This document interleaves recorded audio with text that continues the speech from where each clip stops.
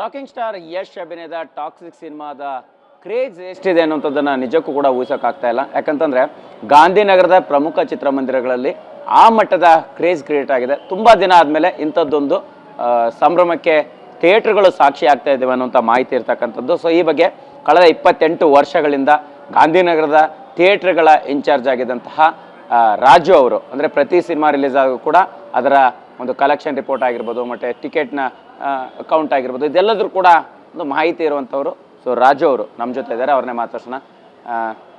ರಾಜು ಅವರೇ, ಸಹಜವಾಗಿ ಅಂದರೆ ಒಂದು 28 ವರ್ಷದಿಂದ ನೀವು ಥಿಯೇಟ್ರ್ಗಳಲ್ಲಿ ಕೆಲಸ ಮಾಡ್ತಾಯಿದ್ದೀರಿ. ಈ ರೀತಿಯ ಕ್ರೇಜ್ ನಿಮ್ಗೆ ಯಾವ ಸಿನಿಮಾಗಳು ನೆನಪಾಗುತ್ತೆ? ಹೇಗೆ ಈ ಜರ್ನಿ ಅನಿಸುತ್ತೆ? ಟಾಕ್ಸಿಕ್ ಬಗ್ಗೆ ಇರುವಂಥ ಕ್ರೇಜ್ ಎಷ್ಟಿದೆ ಅಂತ? ಟಾಕ್ಸಿಕ್ ಅಷ್ಟು ಕ್ರೇಜು ಯಾವ ಸಿನಿಮಾಗೂ ಇಲ್ಲ. ಯಾಕೆ ಆ ಥರ ಹೇಳ್ತೀವಿ ಅಂತಂದರೆ, ಪ್ರತಿ ಸಿನಿಮಾಗೆ ನಾವೇನು ಮಾಡ್ತಾಯಿದ್ದೋ ಅರ್ಲಿ ಮಾರ್ನಿಂಗ್ ಒಂದು ಫ್ಯಾನ್ ಶೋ ಅಂತ ಕೊಡ್ತಾಯಿದ್ದು. ಅದೇನಾಗೋದು, ಫ್ಯಾನ್ಸ್ಗಳು ಸ್ವಲ್ಪ ತಗೊಳ್ಳೋರು, ಪಬ್ಲಿಕ್ಕು ಸ್ವಲ್ಪ ತಗೊಳ್ಳೋರು, ಎಲ್ಲ ತೊಗೊಂಡು ಅದು ಹೌಸ್ಫುಲ್ ಆಗೋದು ಕಾಮನ್ ಆಗಿತ್ತದು. ಇವತ್ತೇನಾಗಿದೆ ಅಂತಂದರೆ, ಟ್ಯಾಕ್ಸಿಕ್ ಅದ್ರ ಕ್ರೇಜ್ ಹೆಂಗಿದೆ ಅಂತಂದರೆ, 500 ರೂಪಾಯಿ 400 ರೂಪಾಯಿ ಟಿಕೆಟ್ ಇಟ್ಟು ಕೂಡ ಫ್ಯಾನ್ಸ್ಗಳಿಗೆ ಅದು ಒಂದು ಥಿಯೇಟ್ರು ಕಂಟ್ರೋಲ್ ಮಾಡೋಕ್ಕಾಗ್ತಾಯಿಲ್ಲ. ಅದನ್ನು ತಿರ್ಗಾ ಮತ್ತೆ ಏನು ಮಾಡ್ತಾರೆ ನಾವು, ಪ್ರೆಸರ್ ಜಾಸ್ತಿ ಆಗೋಯ್ತು. ಏನು ನನಗೆ ನೈಟೆಲ್ಲ ನಿದ್ದೆ ಮಾಡೋಕ್ಕೆ ಬಿಟ್ಟಿಲ್ಲ ಟಿಕೆಟ್ಗೆ. ಯಾರು ಫ್ಯಾನ್ಸ್ಗಳನ್ನ ನಂಬರ್ಗಳು ಅಳಬ ಇರೋದ್ರಿಂದ, ನಾನಿಲ್ಲಿ ಎಲ್ಲರ ತಾವು ನಂಬರ್ ಸೇವ್ ಆಗಿರೋದ್ರಿಂದ ನೈಟೆಲ್ಲ ಫೋನ್ ಮಾಡಿ ನಂಗೆ ಟಿಕೆಟ್ ಬೇಕು, 500 ರೂಪಾಯಿ ಆದರೂ ಆಗಲಿ ನಂಗೆ ಟಿಕೆಟ್ ಬೇಕು ಅಂತ. ನನಗೊಂಥರ ಶಾಕು, ಏನು ಹಿಂಗೆ ಕೇಳ್ತಾರಲ್ಲ ಟಿಕೆಟ್ ಅಂದ್ಬಿಟ್ಟು.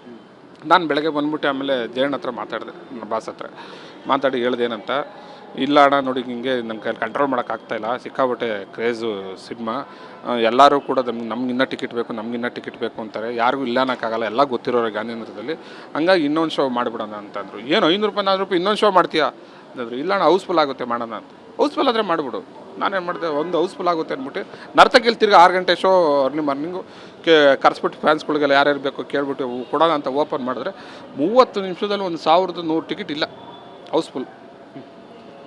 30 ನಿಮಿಷದಲ್ಲಿ ನಾವು ಕೊಡೋ ಅಷ್ಟಲ್ಲಿ ಸೋಲ್ಡ್ ಔಟ್. ಆನ್ಲೈನ್ ಸ್ವಲ್ಪ ಬಿಟ್ಟು ಪಬ್ಲಿಕ್ಕಿಗೆ ಸ್ವಲ್ಪ ಕೊಟ್ಟು ಸೋಲ್ಡ್ ಔಟ್ 500 ರೂಪಾಯಿ ಟಿಕೆಟ್.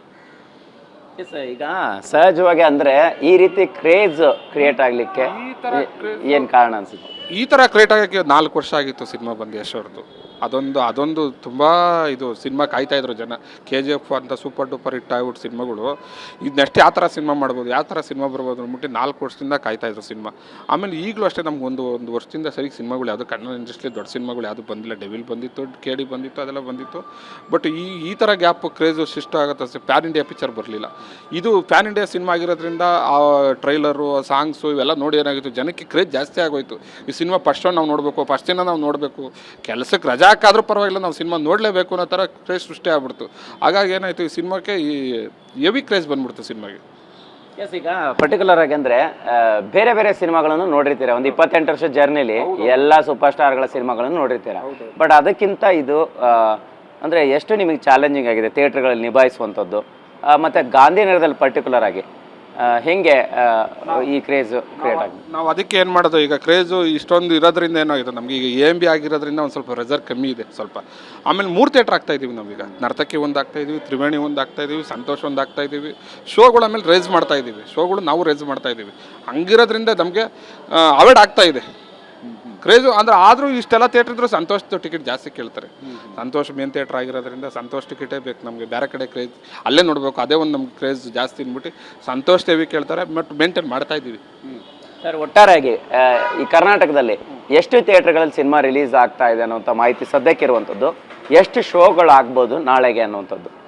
ಕರ್ನಾಟಕ ಪೂರ್ತಿ ನನಗೆ ಕಂಡಂಗೆ, ನನಗೆ ಗೊತ್ತಿರೋ ಥರ ಎಲ್ಲಿ ಯಾವ ಥಿಯೇಟ್ರಿಗೆ ಹೋದ್ರೂ ನಿಮಗೆ ಟ್ಯಾಕ್ಸಿಕ್ಕೇ ಇರುತ್ತೆ.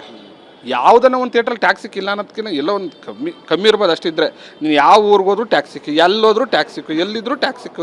ನಿಮ್ಗೊಂದು ತಮಿಳ್ ಸೆಂಟ್ರಿಗೆ ಹೋದ್ರೆ ತಮಿಳ್ ಇರುತ್ತೆ, ಹಿಂದಿ ಸೆಂಟ್ರಿಗೆ ಹೋದ್ರೆ ಹಿಂದಿ ಇರುತ್ತೆ, ಮಲಯಾಳ ಸೆಂಟ್ರಿಗೆ ಹೋದ್ರೆ ಮಲಯಾಳಂ ಇರುತ್ತೆ. ಹಂಗಾಗಿ ಎಲ್ಲ ಕಡೆಯೂ ಟ್ಯಾಕ್ಸಿಕ್ಕೇ ಇರುತ್ತೆ.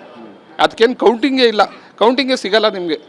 ಇನ್ನು ಕೌಂಟ್ ಆಗ್ತಲೇ ಇದೆ, ಎಕ್ಸ್ಟ್ರಾ ಥಿಯೇಟ್ರ್ಗಳು ಆಗ್ತಲೇ ಎಲ್ಲರಿಗೂ. ಟ್ಯಾಕ್ಸಿಕ್ ಓನರ್ಗಳಿಗೂ ಅಷ್ಟೇ ಟ್ಯಾಕ್ಸಿಕ್ಕೆ ಹಾಕಬೇಕು ಅನ್ನೋದು ಒಂದು ಕ್ರೇಜ್ ಬಂದ್ಬಿಟ್ಟು ಎಲ್ಲ ಟ್ಯಾಕ್ಸಿಕ್ಕೆ ಆಗ್ತಾ ಇರೋದ್ರಿಂದ ಅದು ಕೌಂಟೇ ಸಿಗಲ್ಲ ನಿಮಗೆ. ಒಂದು ಅಂದಾಜು ಎಷ್ಟು ಥಿಯೇಟ್ರ್ಗಳಲ್ಲಿ ರಿಲೀಸ್ ಆಗ್ತಾ ಇರ್ಬೋದು ನಾಳೆಗೆ? ನನಗೆ ಈ ಕರ್ನಾಟಕದಲ್ಲಿ ಎಷ್ಟು ಥಿಯೇಟ್ರ್ ಅವೋ ಅಷ್ಟು ಥಿಯೇಟ್ರಲ್ಲೂ ಟ್ಯಾಕ್ಸಿಕ್ಕೆ ಇರುತ್ತೆ. ನಂಬರ್ಸಲ್ಲಿ ಹೇಳೋದಾದರೆ ನಂಬರ್ಸ್ಗಳು ಏನಾಗಿದೆ, ಕೆಲವು ಥಿಯೇಟ್ರ್ ಡಮಲೇಷನ್ ಆಗ್ಬಿಟ್ಟವೆ. ಅವೆಲ್ಲ ಈಗ ಲೆಕ್ಕಗಳು ನಮಗೆ ಗೊತ್ತಾಗಲ್ಲ. ಈಗ ಮೊದಲೆಲ್ಲ ಏನಿತ್ತು, ಥಿಯೇಟ್ರ್ ಇಷ್ಟ ಇತ್ತು ಅಂತ ಕರೆಕ್ಟಾಗಿ ಹೇಳ್ತಾ ಇದೆ. ಈಗ ಮೆಜೆಸ್ಟಿಕಲ್ಲಿ ನೋಡಿ ನಮ್ದೀಗ ಒಂದು 7-8 ಥಿಯೇಟ್ರ್ ಹೊಡೆದು ಡಮಲೇಷನ್ ಆಗೋಯ್ತು. ಹಂಗಾಗಿ ಥಿಯೇಟ್ರ್ ಸಂಖ್ಯೆ ನಮಗೆ ಗೊತ್ತಾಗಲ್ಲ, ಯಾವ ಊರಲ್ಲಿ ಯಾವ ಥಿಯೇಟ್ರ್ ನಿಂತೋಗಿದೆ ಗೊತ್ತಾಗಲ್ಲ.